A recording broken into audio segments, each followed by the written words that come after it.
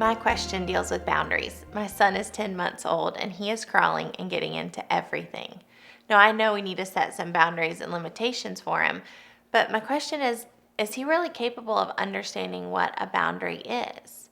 And what do we do if he insists on touching things that we've set as off limits? Boundaries. Once your baby is able to crawl, stand, and move about, it will become necessary to provide boundaries by establishing what areas and items are off limits to his exploring hands. Will your baby understand the why behind your instruction? Of course not. At this point in his development, however, he does possess the capacity to understand what no or don't touch means. So, Julie, how's this working for Micah? Well, remember the bookcase in our kitchen? Micah knows what he can and cannot touch on those shelves. But we set similar boundaries in every room. We didn't rearrange our house for Micah, but we did make it safe for him. And we know there are times when his desires will clash with our boundaries, but that's not the time to change the boundary, but to insist that Micah, for his welfare, learns to respect the boundary. As a mom or dad, once your little one is mobile and begins exploring his ever-expanding world, there are a few helpful principles to follow. The first is this. Parents, we must stay consistent. If something is off limits today, it needs to be off limits tomorrow and every day thereafter.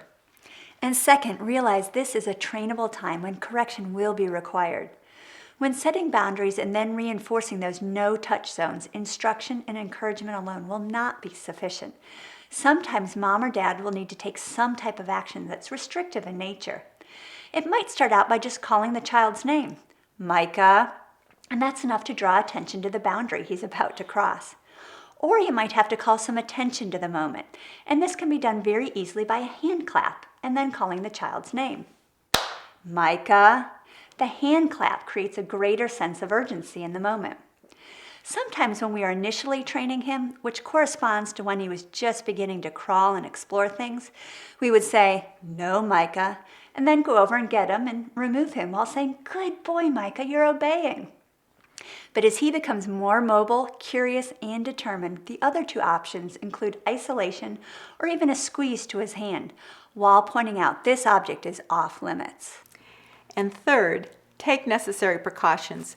If you have a valuable, breakable, or dangerous item and you do not want to take a chance it might get broken, remove it to a safe place. Secure the bookcase or wall unit to the wall and place knickknacks and other fragile items out of reach. It is important that parents take every precaution to make their child's environment safe.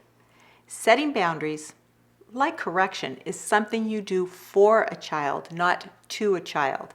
This is a health and safety issue as much as it is a stewardship concern. Both have value in the context of the family and your parenting. We hope you enjoyed this video. Please like and subscribe to see more, and check out the growingfamilies.life website to find more resources and to get connected.